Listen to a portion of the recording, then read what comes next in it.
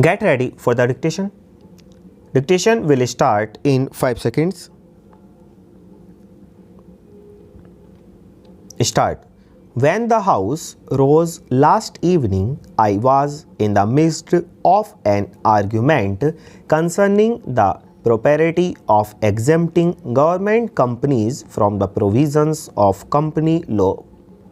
I wish to make it clear that where government owns 100% of the shares in a company, obviously many of the rules applicable to ordinary companies cannot be applied.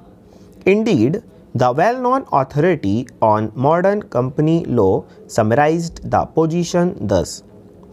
It will be appreciated that the absence of shares and shareholders automatically renders large and important branches of company law totally inapplicable. Rules relating to the raising and maintenance of share capital, the control of directors by members, protection of minority shareholders, company meetings, and the like can have no relevance.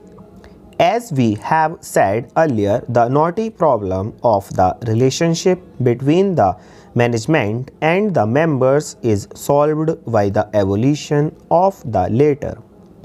But the approach of our joint committee to this problem is difficult to appreciate.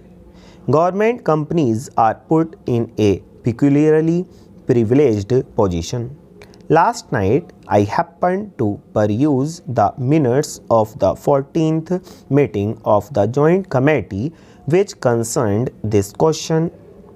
The recommendations submitted by the Finance Ministry miss the point. There have been exemptions suggested for certain types of companies, but I do not think that any purpose will be served by having any of the government companies other than those in which government has 100% shares brought within the purview of the exemption clause at all. We have to bear in mind that a government company in which 51% of the shares are held by the government is not a company which is the exclusive property of the government. It is one in which the government has a technical majority holding of the shares, and in theory, the government, according to the provisions of the will, is given powers to revoke all the safeguards provided in the company's will. Let me read out briefly the particular section which covers these exemptions. I want to ask only a few questions of those who have taken a prominent part in the deliberations of the Joint Committee. What is it that you seek to achieve by granting such an exemption? The government can, if it deems necessary, cheerfully decide one fine morning to exceed the overall limit of managerial remuneration laid down in clause 190 full stop.